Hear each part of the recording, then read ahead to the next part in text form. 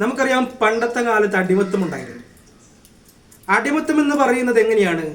ആ അടിമക്ക് ഉടമ ഭക്ഷണം നൽകും, വസ്ത്രം നൽകും, ഇതൊക്കെ നൽകിക്കൊണ്ട് അവരെ കൊണ്ട് ജോലി ചെയ്യിപ്പിക്കുമായിരുന്നു.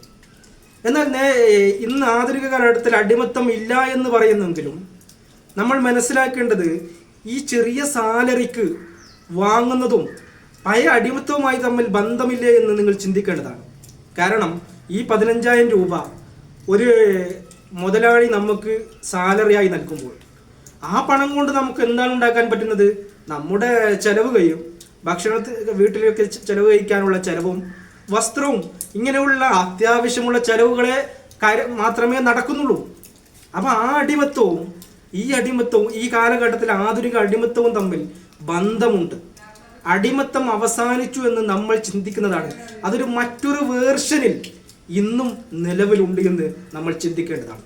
അതുകൊണ്ട് അങ്ങനെ സാലറിയിൽ ജോലി ചെയ്യുന്നവരെ ഞാൻ പുച്ഛിക്കുകയല്ല. നിങ്ങളെപ്പോലെ തന്നെ ഇങ്ങനെയുള്ള ജോലികൾ ചെയ്തിട്ടുണ്ട്. ആ അനുഭവം വെച്ച് ഞാൻ പറയുകയാണ്.